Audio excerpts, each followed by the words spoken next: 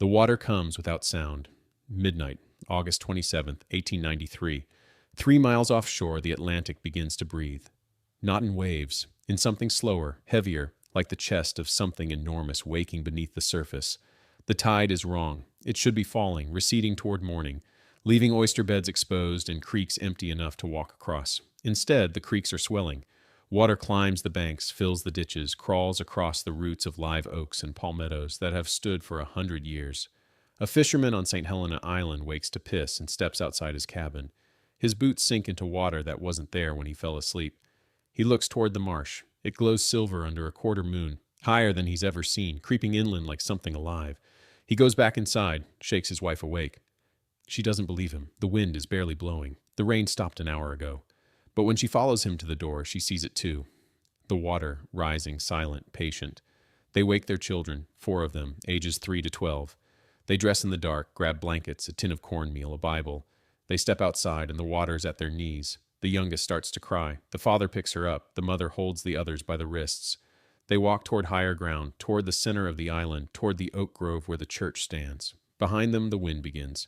At first, it's just a hum, low and distant, like the sound of a train you can't yet see. Then it's louder, then it's screaming. The palmettos bend horizontal. The live oaks shudder, their branches cracking like rifle shots. The father looks back and sees his cabin, the cabin his grandfather built, the one he was born in, lift off its foundation, twist sideways, and collapse into the rising water. The tin roof spins into the air like a playing card. The walls fold inward. In 10 seconds, it's gone. The family runs. 1 a.m., the storm surge hits.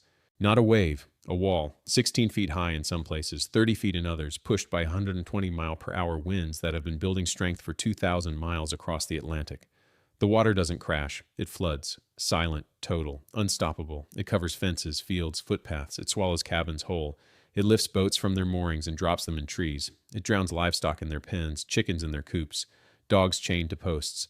On Ladies Island, a woman named Viola Chaplin will later write in her school paper, "I will never forget as long as I live how our island was overflowed with water, and we had nowhere to look for help but to our Lord." She's 15 years old. She climbs under the roof of her cabin with her mother and 3 younger siblings. The roof holds for 20 minutes, then the wind takes it. They are thrown into the black, churning water. Viola surfaces, gasping, choking on salt water and rain. She sees her mother 10 feet away, struggling to keep her youngest brother's head above water. She swims toward them. A piece of timber, part of someone's wall, someone's floor, slams into her shoulder. She goes under. When she surfaces again, her mother and brother are gone.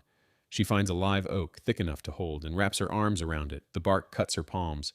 The water is up to her neck, rising. She holds on. The wind screams. Lightning splits the sky, illuminating the horror around her. Cabins floating past, trees snapping, bodies tumbling in the current like logs. She closes her eyes. She prays. She holds on. On Port Royal Island, a man named Samuel takes his wife and 5 children one by one to a massive oak tree and lifts them into the branches. The water is chest deep and rising fast. He goes back for his wife last, thinking she can protect herself better than the children. But when he wades back through the flood, he finds her face down in the water, her skull caved in by a falling branch. He pulls her body to the tree. He ties her to the trunk with a rope so the current won't take her. Then he climbs up to his children and holds them through the night, all of them shivering, soaked, silent. You're inside this moment now. Stay with us. What happens next changed everything. 2 days earlier, the sky over the Sea Islands was clear. August 25th, 1893. Saturday, the air was thick and hot, the way it always is in late summer when the rice is tall and the cotton is almost ready to pick. On St. Helena Island, freedmen and their families worked their plots of land. Sweet potatoes, okra, corn, beans. The land they bought after the war. The land that made them whole. They spoke Gullah, a Creole language woven from English and West African tongues, a language of survival, of memory, of refusal to forget. In Beaufort, the barometer began to fall. Slowly at first, then faster. By Saturday evening, the reading was low enough to worry the harbor master. He sent a telegram to Charleston. Charleston sent one to Savannah. Savannah raised storm flags, black squares with red centers, visible from the docks, the warehouses, the city squares. But on the Sea Islands, there were no telegraphs, no storm flags, no warnings. The islands were accessible only by boat. Most residents had no way to leave even if they knew the storm was coming. On Saturday night, rain began to fall. Steady, heavy, warm. Nothing unusual for late August. Some families went to church, some stayed home, cooked supper, put children to bed. On Ladies Island, a 17-year-old girl named Mabel Byrne sat at the table in her family's house, reading by candlelight.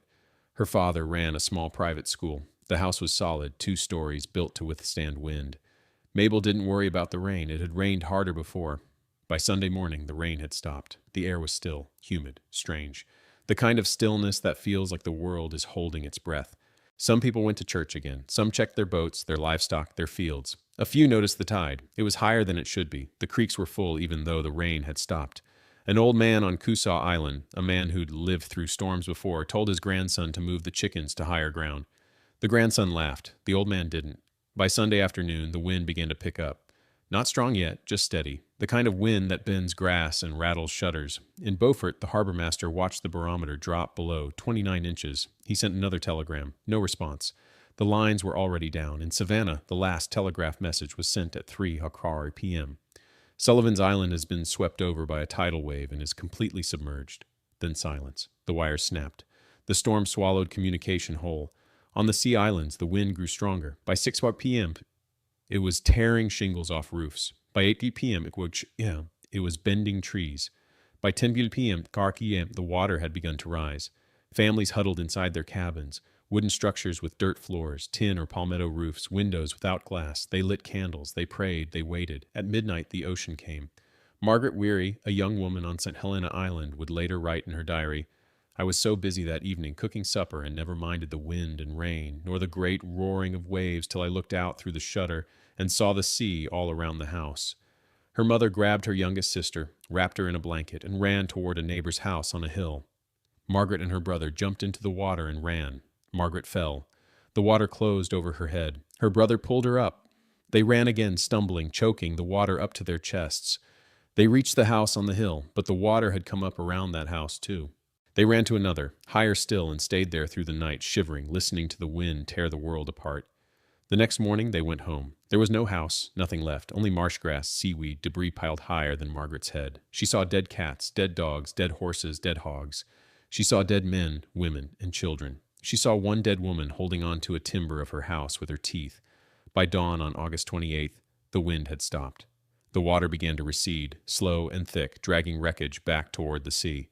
What remained was mud, splinters, silence. Bodies lay tangled in marsh grass, wedged between tree roots, floating face down in creeks. A man on Edisto Island walked through what used to be his village. He counted 11 houses standing. There had been 63. He did not find his wife. He did not find his children. He sat on a pile of wet wood and stared at the ocean. The death toll will never be exact. Official estimates say 2,000. Some say 3,000, maybe more.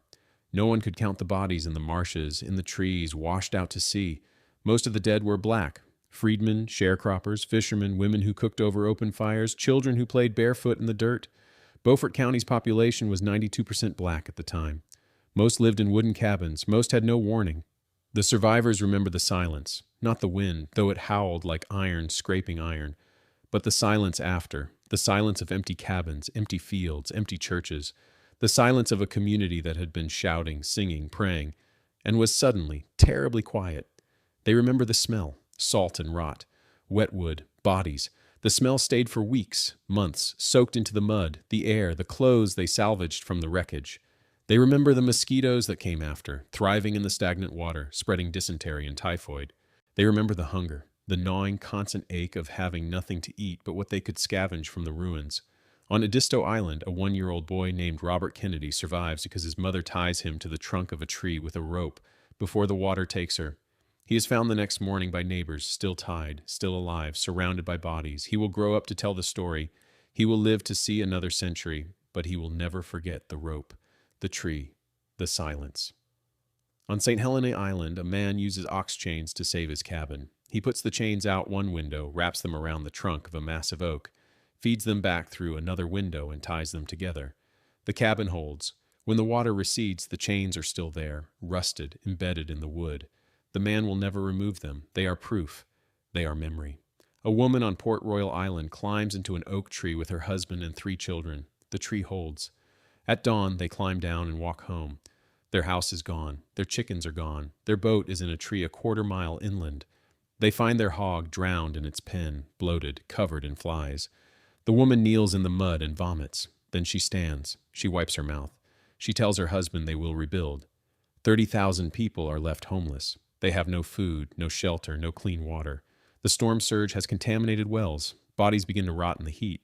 Disease spreads. Dysentery, typhoid, infection. Children die from drinking bad water. Old people die from exposure. Survivors die from despair. The state government does nothing. The governor suggests that the islanders eat fish. But the hurricane has destroyed their boats, their nets, their docks. The fish they could catch with their hands are poisoned by runoff, by death, by the salt water that has soaked into every creek and inlet. Congress denies the Red Cross's request for funds. The Sea Islands are too remote, too black, too forgotten to matter. For 3 weeks, survivors wait. They bury the dead in shallow graves. They drink brackish water. They eat raw sweet potatoes dug from flooded fields. They sleep under tarps made from sailcloth, under trees, under nothing. Some walk to Beaufort, 15 miles across flooded marshes, begging for help. Some stay, too weak, too sick, too broken to move. Then, on October 1st, Clara Barton arrives. She's 72 years old, gray-haired, small, fierce. She has spent 9 months during the Civil War on Hilton Head Island, nursing Union soldiers, burying the dead. She knows this place. She knows these people. She steps off the steamer, Catherine, and walks into Beaufort and sees survivors living like ghosts, sick, sleep-deprived, hungry, naked. She sets up headquarters in a warehouse. She opens her ledger. She begins to work. The American Red Cross has $30,000 in donated funds, roughly $1 million in 2025 dollars. It is not enough. Barton needs to feed 30,000 people until spring, when crops can be planted and harvested again. She writes letters to donors in New York, Boston, Philadelphia. She writes to newspapers, appealing for cash, clothing, food, lumber, tools. She writes to Congress, pleading for federal aid. Congress refuses, so Barton does it herself. She distributes flour, cornmeal, rice, dried beans. She hands out clothing, blankets, shoes. She organizes work crews to rebuild homes, clear debris, replant fields. She brings seeds, corn, beans, sweet potatoes, and lumber, nails, hammers. She brings hope, but she cannot bring back the dead. On St. Helena Island, a woman stands in front of what used to be her home. There is nothing left but the stone foundation and a pile of splintered wood. Her husband drowned. Her 2 youngest children drowned. Her eldest son survived, but has not spoken since the storm. Barton approaches her, offers her a sack of cornmeal, a blanket. The woman takes them without speaking. Barton places a hand on her shoulder. The woman does not cry. She has no tears left. If stories like this matter, subscribe. Keep history alive. The Red Cross works for 10 months, through fall, winter, spring, through a second hurricane that strikes Charleston on October 13th, less than 6 weeks after the first, destroying homes that were already damaged, killing people who had already lost everything. Barton and her team continue working. They distribute supplies, they rebuild cabins, they help farmers replant their fields. By summer 1894, most survivors are living in houses again, farming again, surviving again. But survival is not the same as recovery. What was lost, parents, children, homes, livestock, savings, safety, cannot be replaced by lumber and cornmeal. Families that had accumulated wealth over decades, land, tools, animals, crops, are reduced to poverty overnight. Children grow up without parents. Parents bury their children in unmarked graves. Communities lose their centers, their elders, their continuity. The hurricane becomes a dividing line in the history of the Sea Islands. There is before, when freedmen owned land, farmed it, built futures, and after, when survival replaced prosperity, when leaving became more common than staying. The storm's legacy is not just the 2,000 dead, but the thousands who never fully recovered, whose descendants carry the memory of that night like a scar. In 1893, the Weather Bureau had no radar, no satellites, no way to track storms except through reports from ships at sea. Forecasters flew storm flags from buildings and sent telegrams to coastal towns, but there was no system for warning isolated communities like the Sea Islands. The technology existed to save lives, but only for those connected to the grid, those who could afford telephones, those whose lives mattered to the government. The hurricane killed an estimated 2,000 to 3,000 people, making it the 4th or 5th deadliest hurricane in United States history. The comparison to Hurricane Katrina is apt. Both storms disproportionately killed poor, black communities. Both exposed the failure of government to protect its most vulnerable citizens. Both left survivors waiting for help that came too late or not at all. Damage from the 1893 hurricane was estimated at $1 million, roughly $33 million in 2025 dollars. But economic damage cannot measure the cost of a mother drowned while holding her children, a farmer buried in the mud of his own field, a church congregation swept into the Atlantic. It cannot measure the destruction of a culture, the scattering of a people, the breaking of a community that had survived slavery only to be drowned by the sea. Witnesses at the time claimed The sea islands appeared as if a conflagration had swept the earth and destroyed or withered everything. Over 70% of homes were destroyed. Rail lines were buried under sand. Telegraph poles snapped like twigs. Boats were found miles inland, lodged in trees, upside down in fields. Bodies washed up on beaches, in marshes, and creeks and streams throughout Georgia and South Carolina. Some were never identified. Some were buried where they were found. Some were never found at all. Years after the hurricane, survivors spoke of it in the same breath as emancipation, as a moment that divided time, that marked a before and after. They told stories of the night the water came, the morning the silence settled, the months they lived on Red Cross rations and hope. They passed those stories to their children, who passed them to theirs, who live on the sea islands today, still farming, still fishing, still speaking Gullah, still remembering. The Gullah Geechee community refused to be erased. They replanted fields. They repaired boats. They sang the same songs their grandparents sang, the ones that came from Africa, the ones that survived the Middle Passage, slavery, war, and now hurricane. They held drum ceremonies for the dead, turning mirrors to the wall so the corpses could not be reflected, dancing around graves, smashing bottles and dishes to break the chain so no one else in the same family would soon die. They cooked meals and left portions on verandas for the departed souls, calling the ceremony saraka, a term derived from Arabic and familiar to most West Africans. They believed in voodoo, wanga, joso, juju, witchcraft, and root magic, and they sought protection from root doctors who could withdraw the effects of curses, who could heal wounds the hurricane had left in bodies and spirits. They papered the walls of their rebuilt houses with newsprint, believing that malevolent spirits must first read every word before taking action, a custom derived from West African amulets called sebe or grigri, containing written passages from the Quran. They refused to forget. In Beaufort at 509 North Street, a woman named Susan Hazel Rice survived the tide of death that struck her house. Around 1 a.m., a tall black man rang the doorbell of Mabel Burns' family home, asking if he could bring women and children to the front porch because all their houses were gone. Social conventions of the time were cast aside. Mabel's father said, "Bring them into the house." About 30 black refugees spent the rest of the night in the Byrne family's private schoolroom. They had lost everything they possessed except what was on their backs. The next morning, the bodies of Thomas and Kate Osler were discovered washed up against the Byrne house. On another part of the island, a neighbor heard a house falling during the night. He went as soon as he could. Others came. They pried the house off 2 children trapped beneath. They found Sarah Mangian dead. The hurricane was not just wind and water. It was the unraveling of a world. It was the revelation that freedom was conditional, that land could be lost, that the ocean cared nothing for justice. It was the proof that survival required more than strength. It required memory, community, and the will to keep building even when everything washed away. In the weeks and months after the storm, relief efforts became politicized over fears that outside aid would undermine white supremacy in the region. Local authorities were reluctant to accept help that might empower black communities. The state government delayed, obstructed, minimized the crisis. Clara Barton pushed back. She distributed supplies directly to survivors, bypassing local officials who wanted to control the flow of aid. She documented the suffering, the death toll, the indifference of the state. She appealed to the conscience of the nation, but the nation was tired of caring. Reconstruction had ended. The promise of 40 acres and a mule had been broken. Jim Crow was rising. The sea islands were remote, black, forgotten. The hurricane was treated as a natural disaster, an act of God, a tragedy but not an injustice. No one asked why there were no warnings. No one asked why relief took 3 weeks to arrive. No one asked why Congress refused to allocate funds. The freedmen of the sea islands knew the answer. They had always known.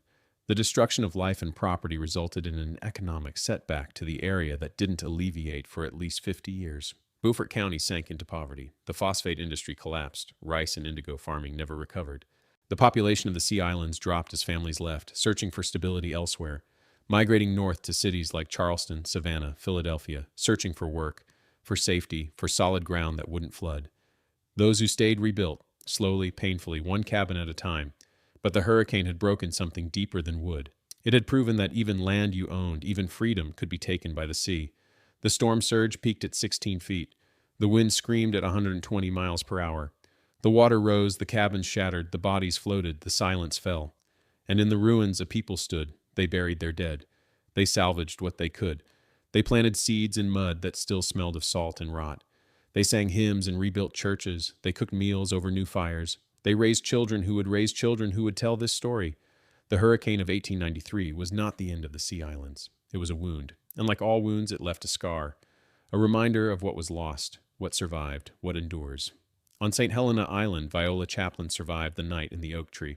She never found her mother or her youngest brother. She finished school at Penn Center. She became a teacher. She taught Gullah children to read, to write, to remember. She told them about the hurricane. She told them to watch the creeks, to trust the wind, to know that survival is not luck. It's memory, community, and the refusal to be erased. Margaret Weary, who saw the woman holding onto the timber with her teeth, grew up, married, had children of her own. She never forgot that image. She wrote it down in her diary so her descendants would know, so history would know. Samuel, who lost his wife to the falling branch, raised his 5 children alone. He farmed the same land. He rebuilt his cabin. He never remarried. Every year on August 28th, he would walk to the oak tree where he tied his wife's body and stand there in silence, remembering. Robert Kennedy, the baby tied to the tree, lived to see the civil rights movement, the desegregation of schools, the election of black politicians. He walked the same paths his mother walked. He fished the same creeks. He told his grandchildren about the rope, the tree, the hurricane. He told them that survival is a form of resistance. The blast ended in seconds, but its echo rewrote time. The Atlantic Ocean is indifferent. It rises and falls, floods and recedes, takes and gives without memory. But the people remember. The Gullah Geechee remember. And as long as they remember, the 2,000 to 3,000 who drowned on August 27-28, 1893, are not forgotten.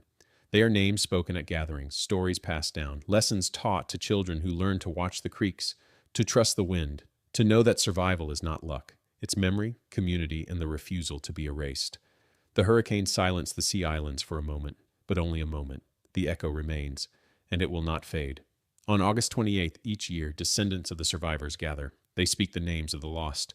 They tell the story of the night the water came. They honor the resilience of those who stayed, who rebuilt, who refused to let the storm be the end.